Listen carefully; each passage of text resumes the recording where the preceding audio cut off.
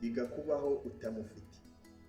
Ni gute wakwikuramo umuntu wari warakunze ukamwikuramo burundu, ukavuga ati ngiye mwikuyemo, wari waramukunze ariko watagukunda?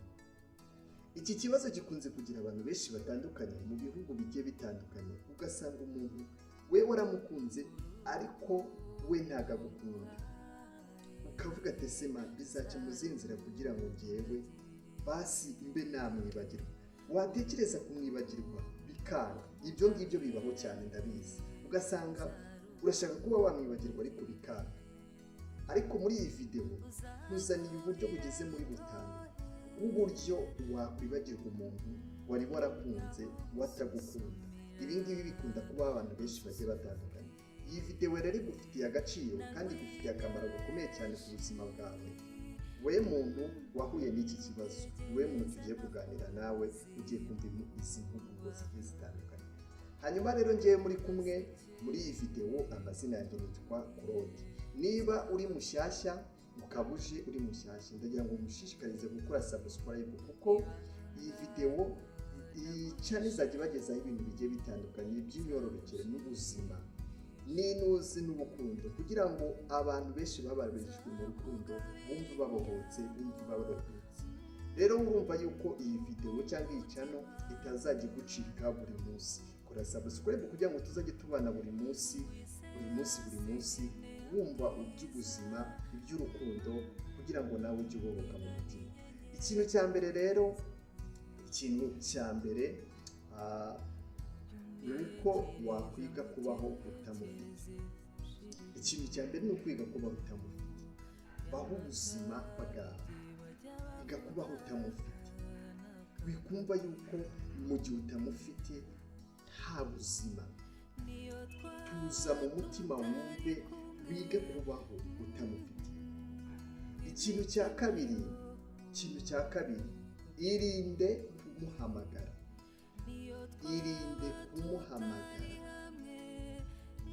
Irinde kumwohereza SMS. Wowe tuza mu mutima. Hari igihe cyazagera akazakugarukira bitagishobotse. Ibi bintu mbabwiye ni ibintu biri seriye kandi ni ibintu bizima.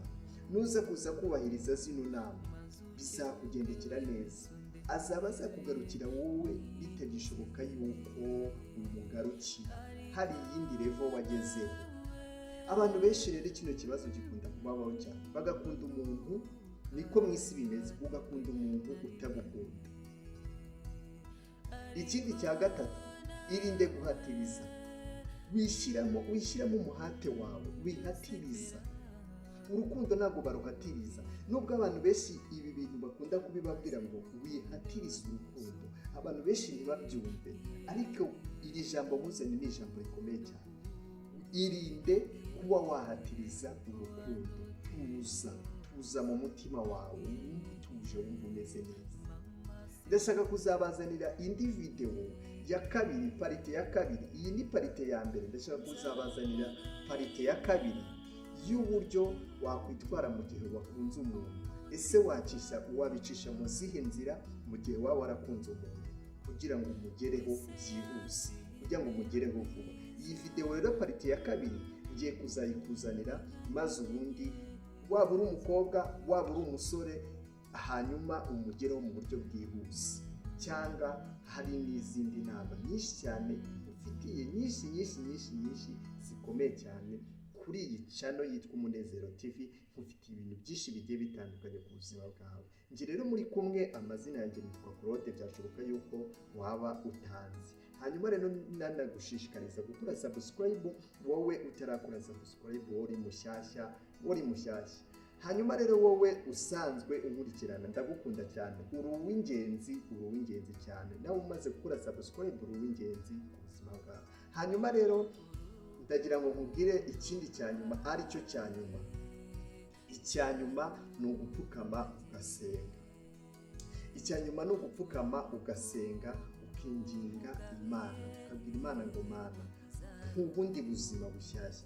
Iyo wapfukamye ugasenga, Imana iguha amahoro yo mu mutima, Imana iguha umunezero, Imana iguha ibyishimo. Muribuka yuko tujya tunakura n'ibiganiro byo gusengera abantu bagiye batandukanye n'ijambo ry'Imana. murumva rero yuko natekereje no ku bantu bafite urukundo ariko abantu batabakunda. Mbatekerezaho ndavuga ati video hari ikintu yagufasha ku buzima bwawe nawe ukabasha kubaho ubuzima buzira umuze kandi bumeze neza nta